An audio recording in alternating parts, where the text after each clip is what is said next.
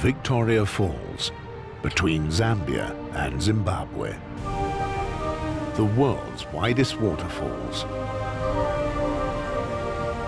Home for special animals. And a retreat for the Earth's largest land mammals.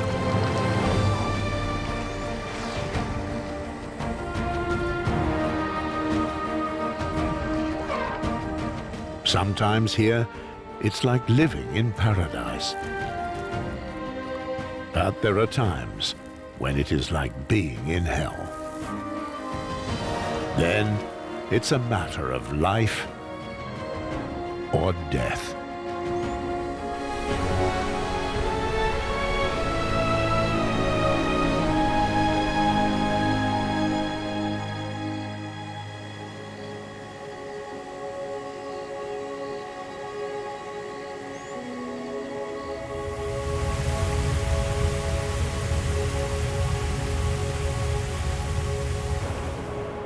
Mosi Oatunya, the smoke that thunders. This is how the natives refer to the Victoria Falls. The fog cloud rises up to 300 meters.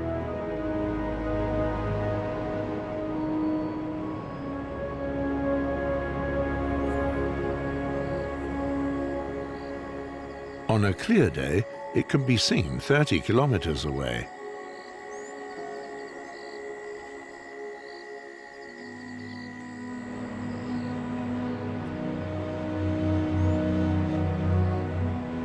It's June. The rainy season has been and gone. Now the falls have just half their strength. Nevertheless, they cause a huge spray cloud all year round.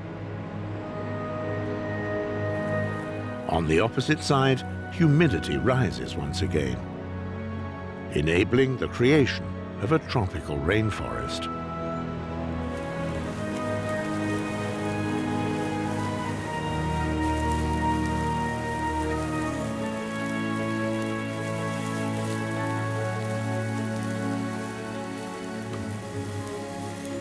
An incredible variety of plants and fruits grow here.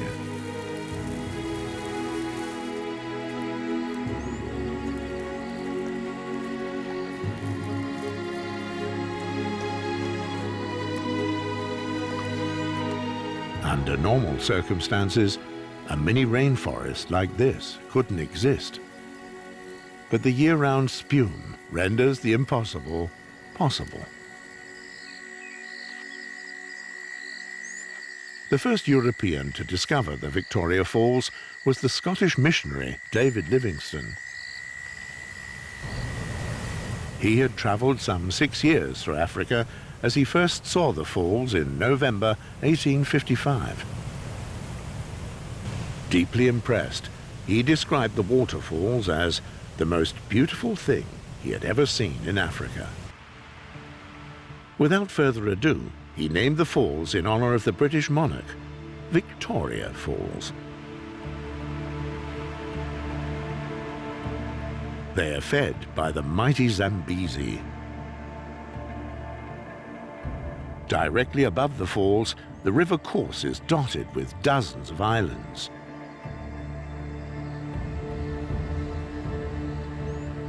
Some are no larger than a football pitch. Like Palm Island. Others cover the entire river and are several kilometers long. This is Long Island, home for the world's largest land animals.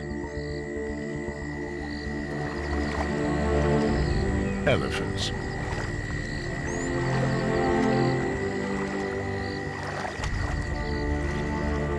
A group of bachelors, to be precise. The pachyderms have a lot in common. They are all males.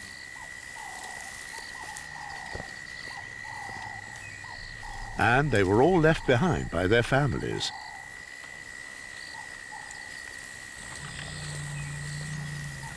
which is normal for elephants.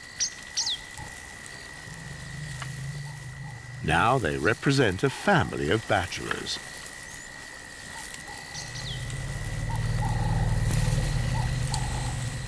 The adolescents have to eat at least 50,000 calories daily.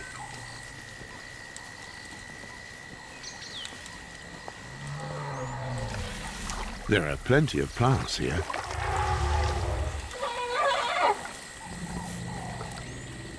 And they find food on the islands the whole year round. And something even more important: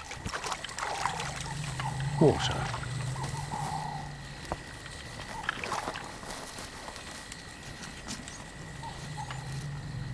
Access to water is not usually as simple as this. Normally, elephants have to cover large distances for a similar supply. The teenagers at the Victoria Falls have a seemingly ideal introduction to independence. But the time will come when they will return to their birthplace. Some 100 kilometers southeast of the Victoria Falls lies the Hwange National Park.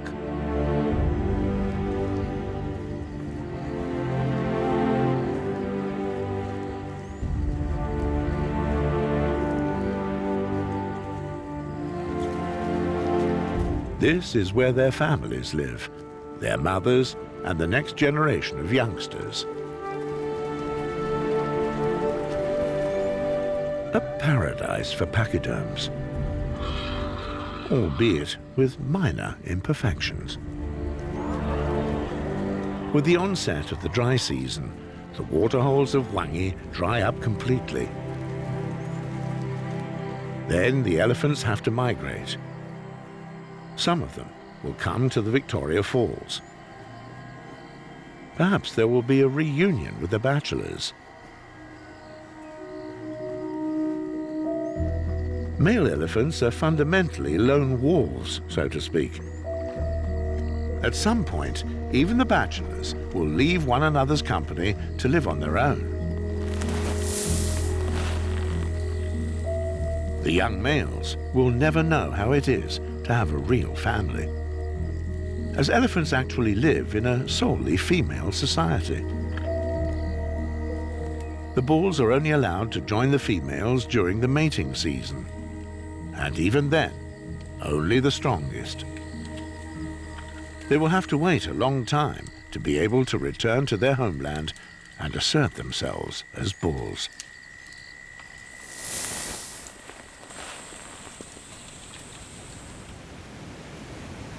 Apart from the elephants, other animals appear to have discovered the waterfalls for themselves. Baboons.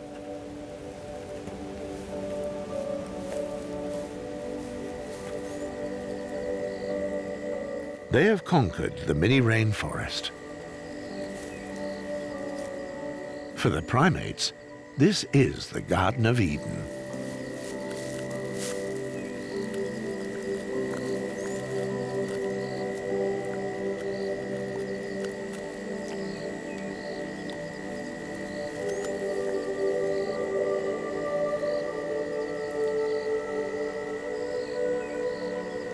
No matter where you look in the forest, there is always something tasty somewhere.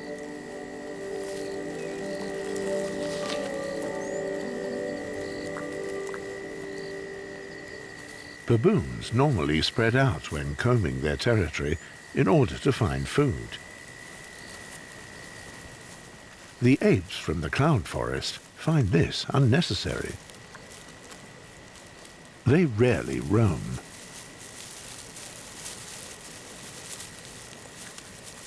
From whatever they find, they only eat the very best. A totally uncharacteristic way of life.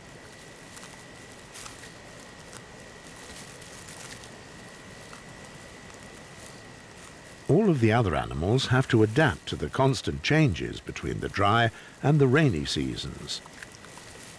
The baboons in the rainforest are only familiar with the good times. The fog cloud prevents supplies from drying up.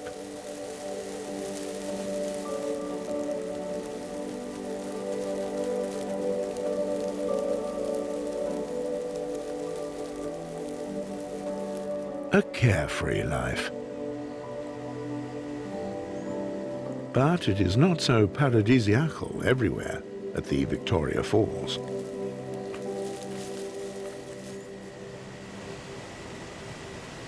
Just 1 kilometre downstream, and the world looks entirely different. There, out of reach of the fog cloud, the vegetation is anything but lush.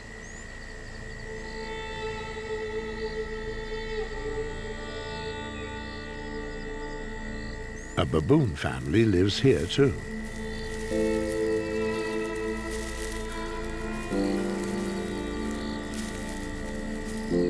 Instead of figs and wild lemons, it's dry fodder.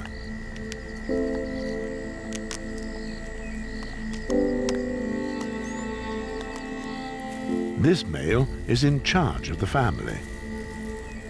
The boss is unmistakable. A part of his tail is missing.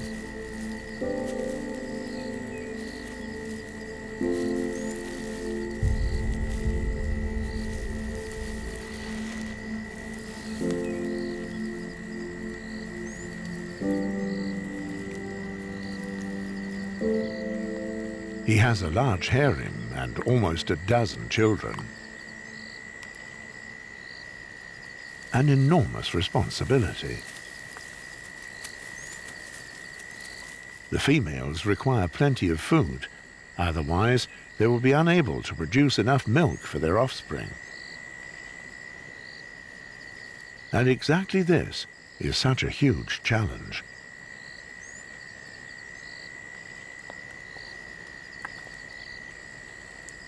While there is enough to eat in the rainforest, here simply a few leaves constitute the jackpot.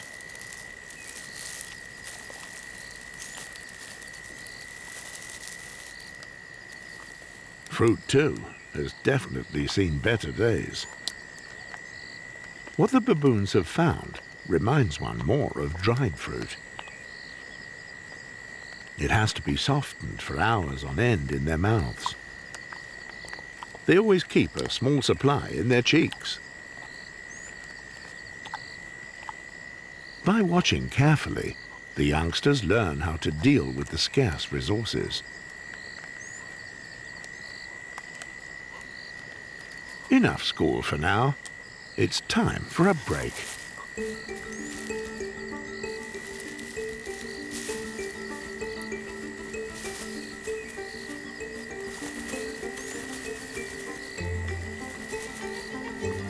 And this pleases the boss too.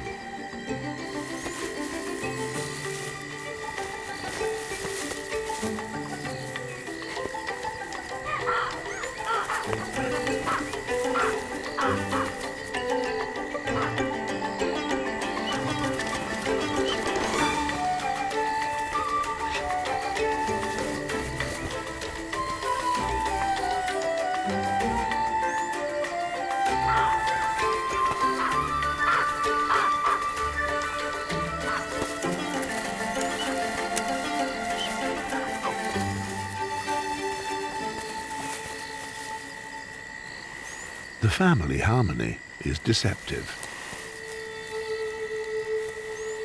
The food supply here is extremely scarce. The Victoria Falls may be within sight, but the rainforest is beyond reach. Beneath them is the Gorge.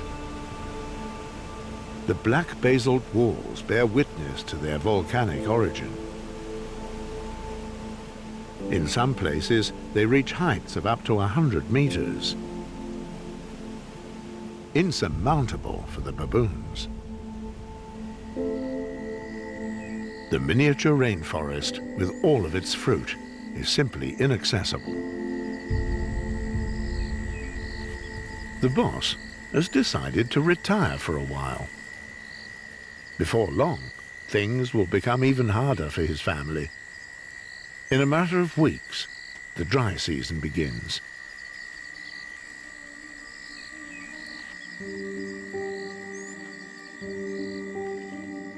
This is now becoming increasingly clear.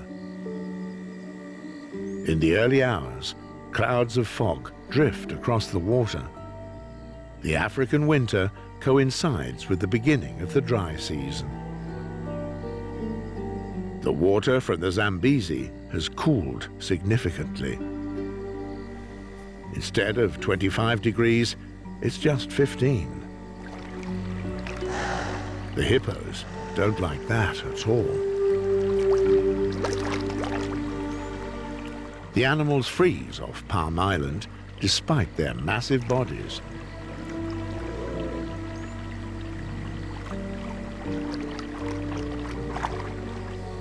Large sections of the river have already run dry. The once mighty waterfalls are now nothing more than a trickle. The landscape becomes ever more hostile. Many animals have no choice. They have to get back to the Zambesi in order to survive.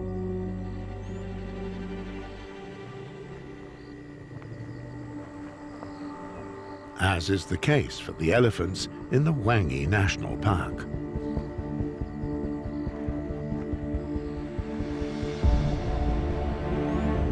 The females and their offspring crowd around the last waterholes. The matriarch has no other choice.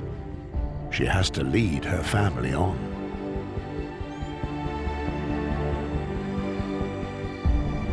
She is not alone in making this decision. Dozens of females make their way with their young. They all have the same goal, the islands at the Victoria Falls.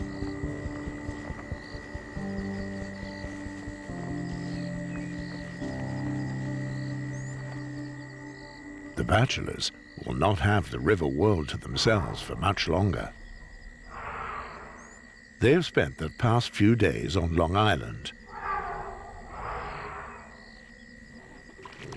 Now they want to swim to another island. Elephants are greedy creatures. The vegetation only has a chance to regenerate if they constantly change their location. But the decision to go into the water is a tough one. Finally, one of them sends a signal.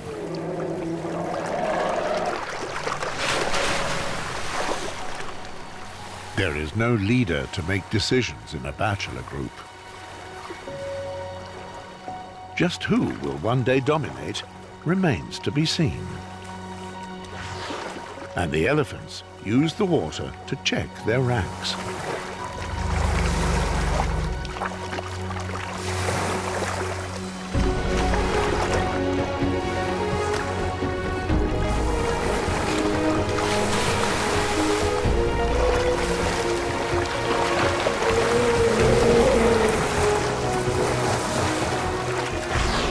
They test their strength in play.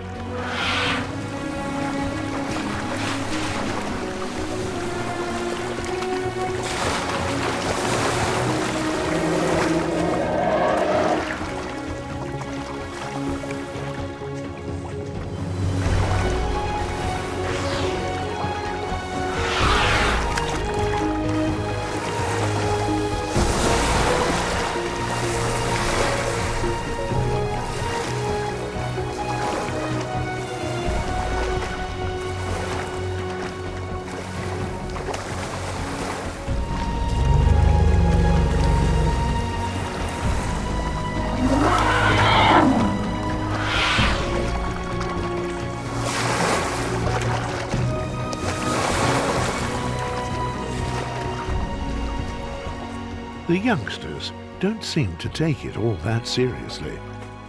On to new horizons. Their ability to swim gives the pachyderms an invaluable advantage over all other animals.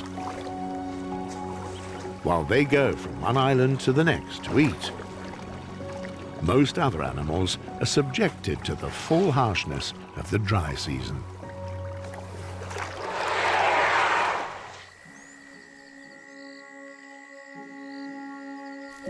The situation is also critical for the baboons further away from the falls. Now, there are not even any leaves.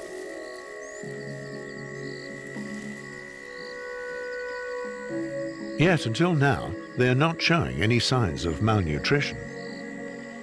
Instead, one notices the large number of injuries on their bodies.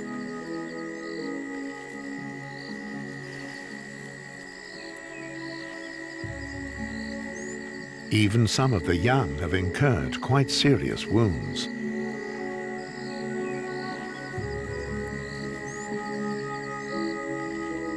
Do they have disputes with other groups?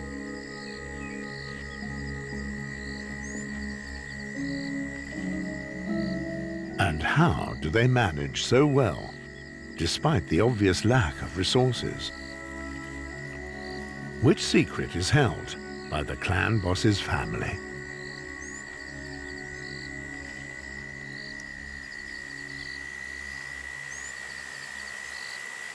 Not only the baboons are affected by the dry period.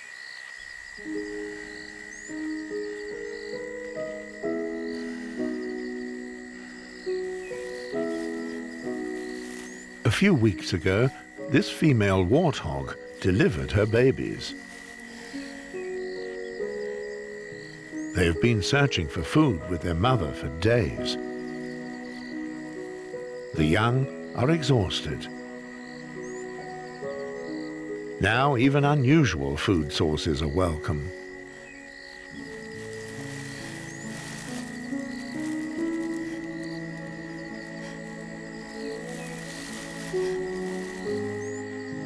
They find what they need in hotels and their parks. It's evergreen here, even during the drought.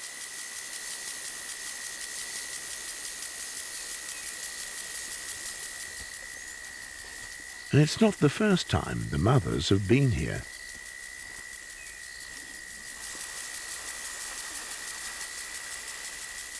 Initially, being close to humans is strange.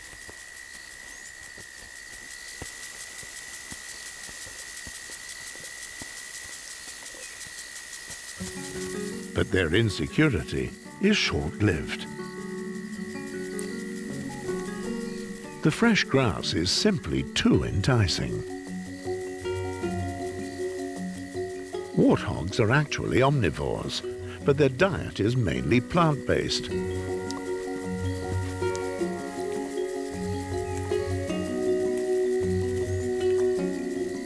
Their example is copied. Increasingly more families join in.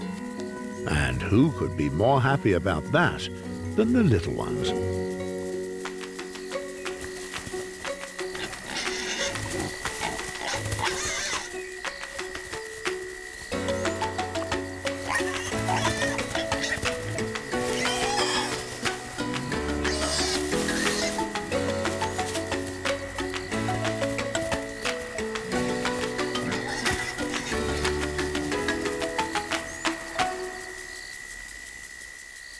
It's late afternoon, but instead of leaving the hotel grounds, the family remains.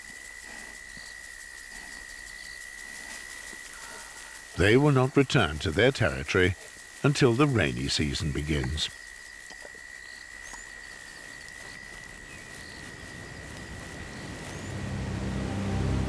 Now, everything depends on food and water.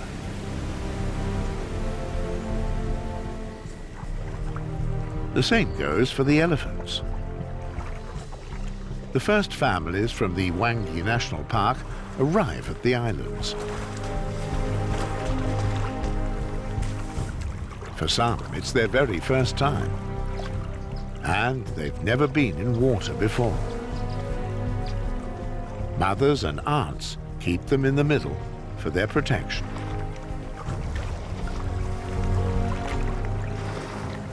The matriarch is always at the front.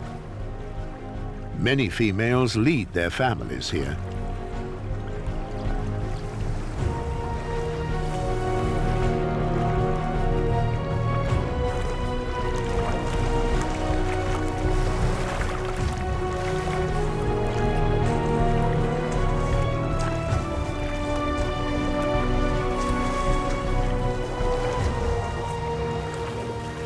Food and drink at long last.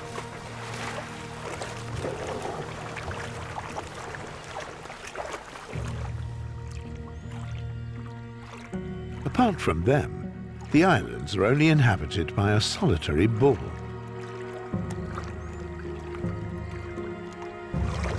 He is probably in his 60s and has already seen his best days. He chose to live near the falls himself. Just like the bachelors, the old bull benefits from the paradisiacal conditions. And not only that. Here, where there are no females, he no longer has to prove himself against other bulls. He will presumably never leave the island world above the Victoria Falls again.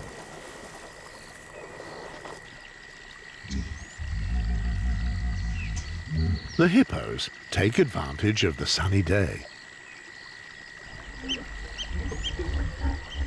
They too live on the banks of Long Island. They enjoy the warmth on the mainland. The water has become too cold for them. A rare sight, as hippos feel insecure on land. In the daytime, at least.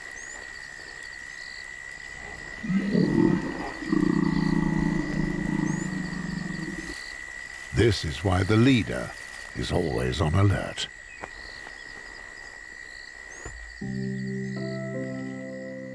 Back to the elephant families. The little ones can still feel the long journey in their bones. But the several days-long march from Hwange to here will soon be forgotten.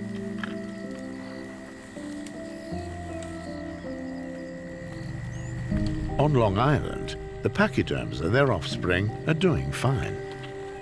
Food and water are always within reach.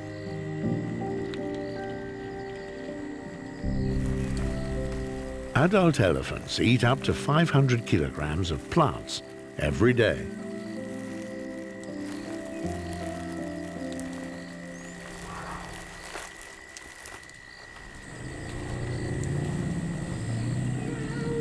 The island vegetation would suffer greatly if the elephants were not so extremely intelligent. Countless families have spread themselves out across the island. The only way for the plants to have a chance to regenerate.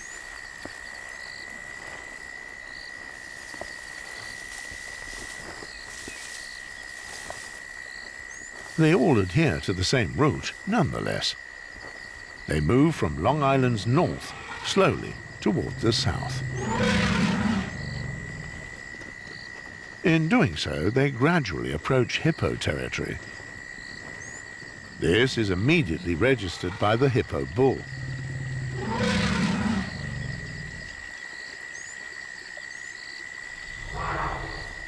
Time to vacate.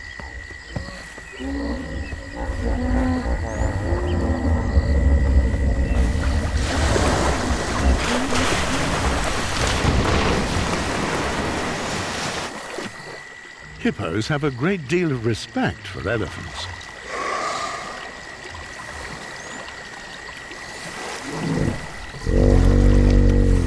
The time in which they had Long Island to themselves is over.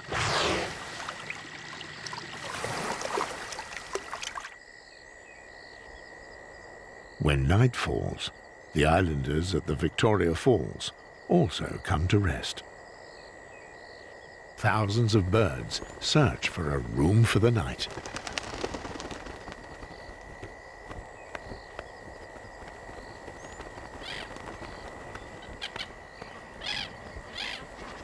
They prefer bushes and trees directly in the river.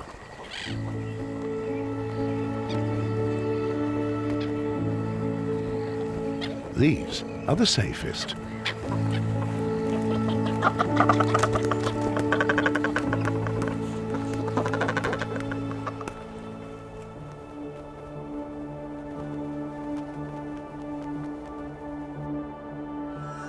October. It hasn't rained now for months. The Victoria Falls are practically unrecognizable.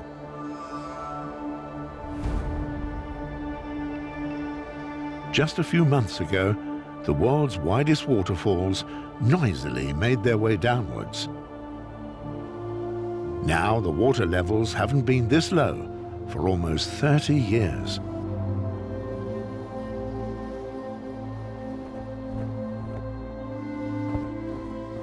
Of all times, the marabous now have offspring. Both children of this family are already mature. Only their fluffy head hair distinguishes them from their mother.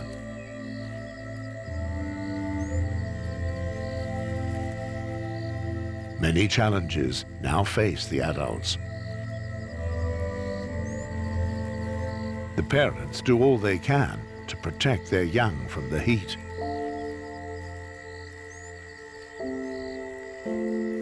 Not the only problem. They usually feed their offspring with food they have stored in their throat sac. But regardless of how much the parent regurgitates, there is nothing left in its crop. It's imperative they find food.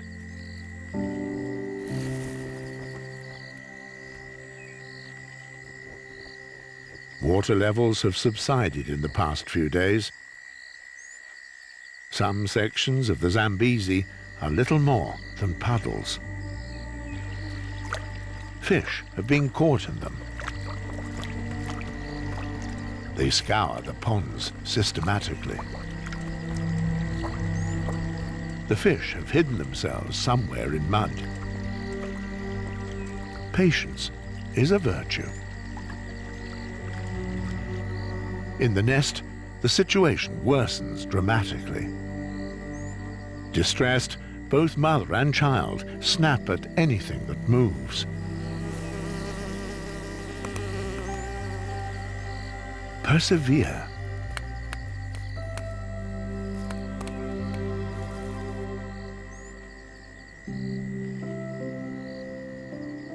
Not far from the marabous, the elephant families are also on the lookout for something edible. They have to keep changing islands so as not to jeopardize their nutrient source. But the families have a problem. They cannot take the direct route through the Zambesi. Some of the young are so small that they cannot swim for any length of time. This family's matriarch has a very young calf. She has to find a way of changing the island without her baby getting wet, as it were.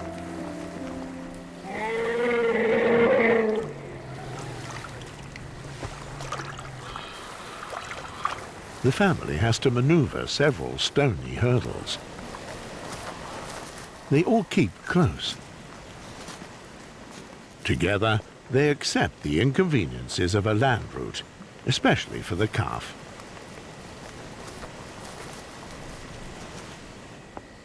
At the same time elsewhere, the marabou family's foraging remains unsuccessful.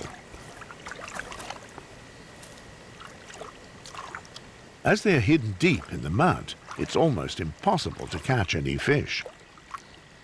Unlike herons and pelicans, marabous are not fish hunters. They feed on carrion, just as vultures do.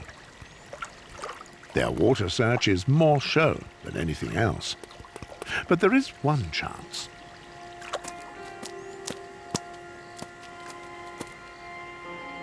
Some fish are determined to flee the impending catastrophe. It tries to get back to the river, but not without causing quite a stir.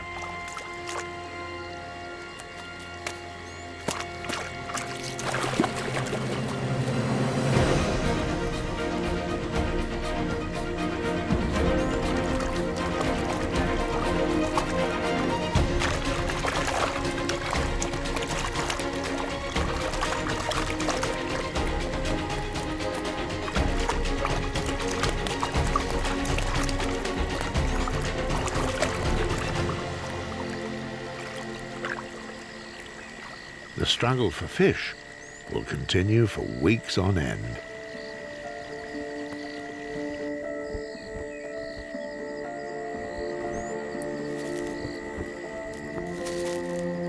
This marabou dad was successful. Under the eyes of the mother, at last, fish for the offspring.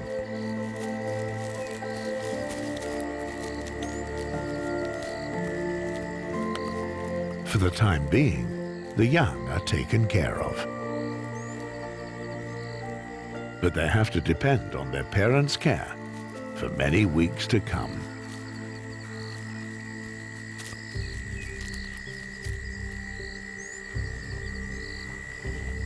The old bull's condition worsens considerably. He can only continue agonizingly slowly. His sure-footedness has almost disappeared these past weeks.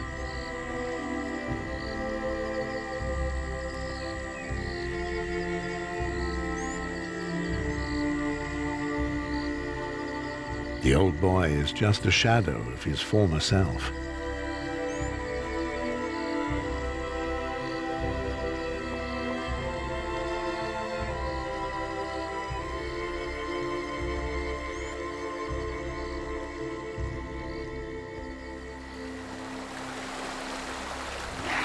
The elephant family is still in search of a land bridge.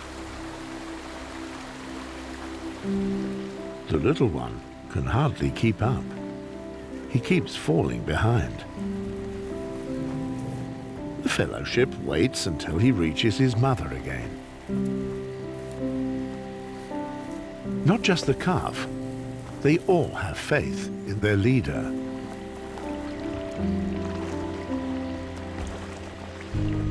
Hours of searching have taken their toll on the little one.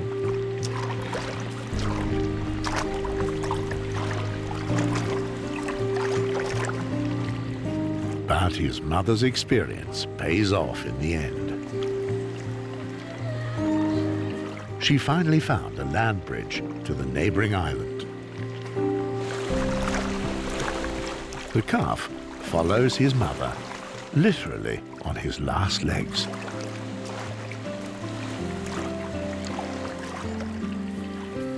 They have made it at last.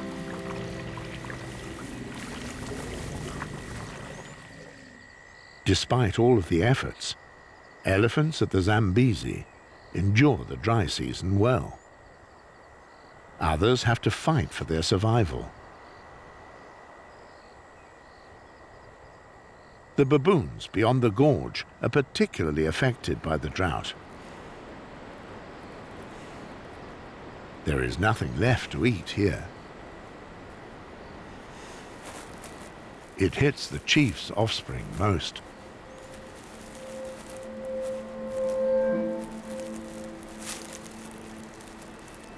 Many have difficulties with the harsh conditions.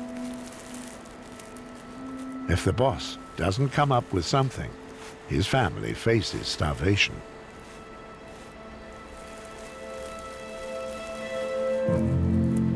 Time to change all this.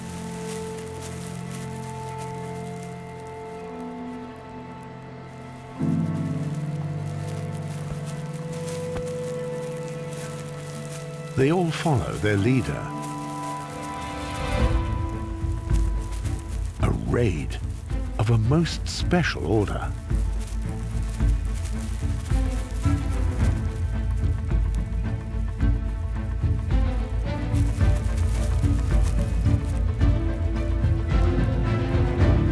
The group increases in speed the closer they come to their destination.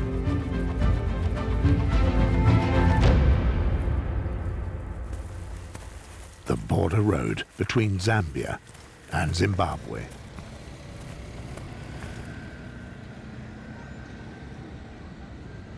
Most motorists utilize the waiting time at customs for a break. When humans travel, they take provisions with them and leave a lot of rubbish behind.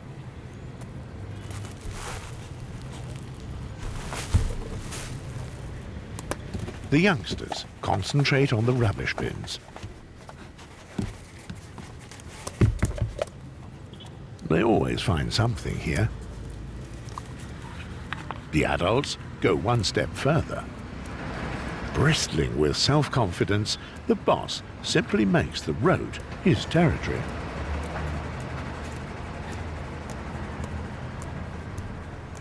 He and his entourage search for opportunities like this.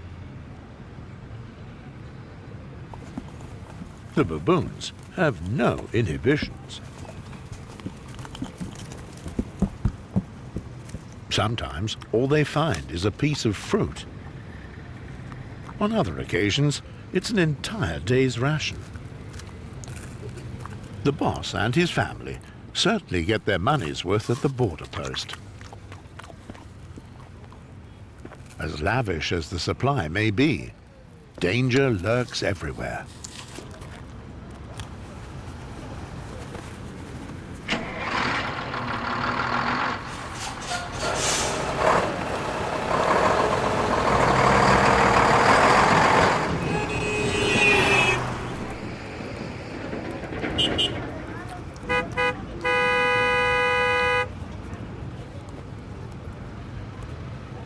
This is where the boss even lost part of his tail. The others also suffered their injuries here. During the drought, the baboons regularly visit the border station. They have found a way to get by and are obviously more than satisfied. And until now, they have never attempted to conquer the rainforest.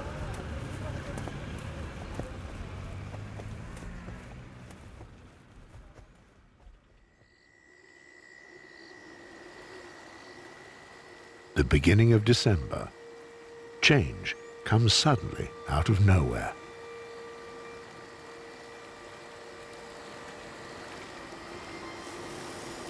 It begins with a gust of wind.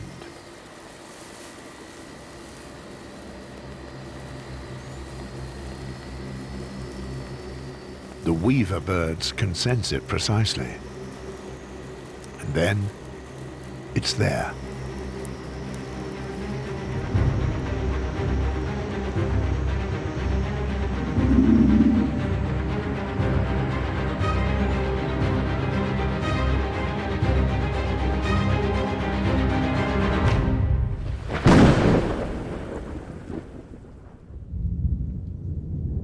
After more than 6 months of drought, salvation arrives.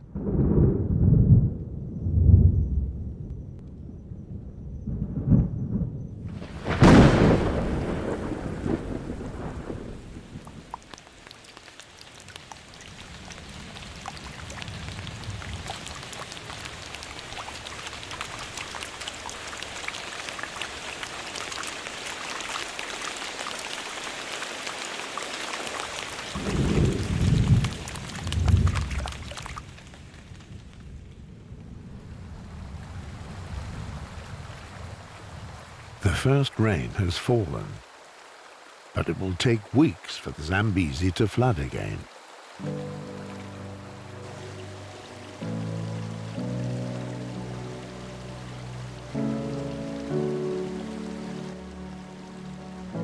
The rain doesn't mean a new beginning for everyone.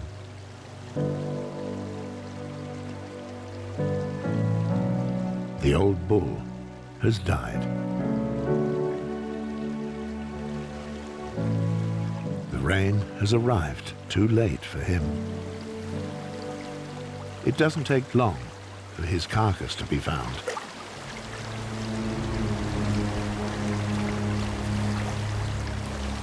The giant reptiles won't miss an opportunity like this. Crocodiles usually live on a diet of fish. But hunting fish is hard work.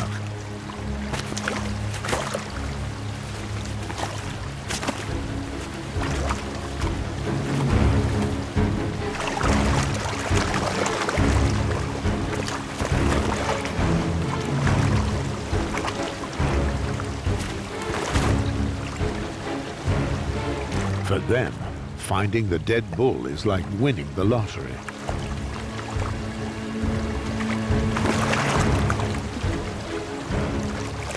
Quarrels are inevitable. The carcass will keep them fed for weeks. The crocodiles are in no mind to leave its side. Almost 2 months have passed since the first rains fell. But the water from the hinterlands has only just reached the Victoria Falls. Now, the spray cloud rises on high again.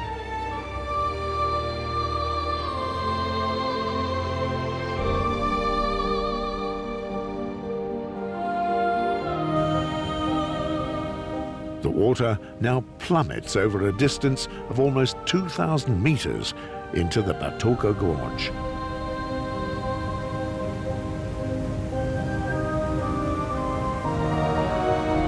Now the Victoria Falls are once again the world's widest waterfalls.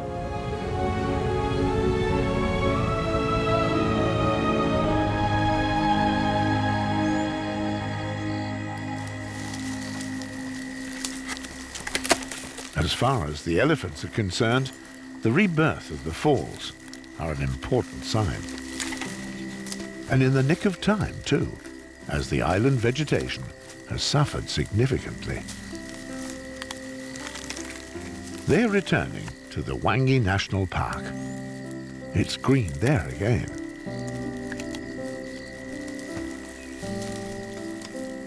One last time they gather on the shores of Long Island. It's quite a challenge for the little ones. There are no more land bridges.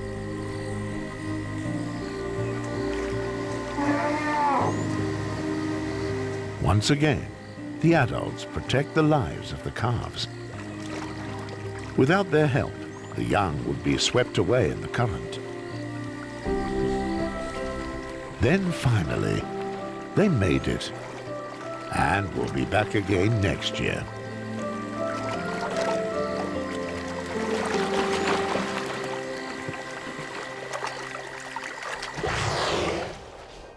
Only the bachelors can be found on the islands above the falls. The bachelor crew is in perpetual flux.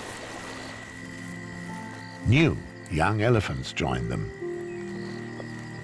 Others leave the group and finally spend the rest of their lives alone. A process of emancipation. For as long as this has not been completed, they enjoy their time within the group.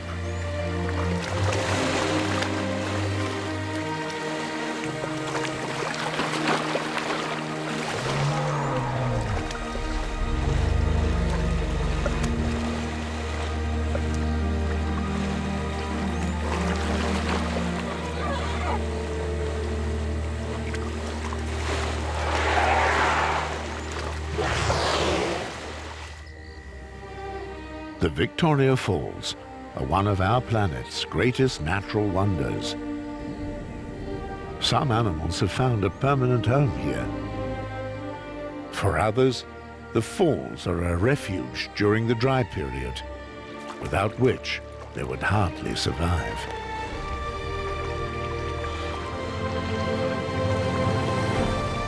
For us humans, they have been a place of astonishment for centuries. Mosi Oatunya, the smoke that thunders.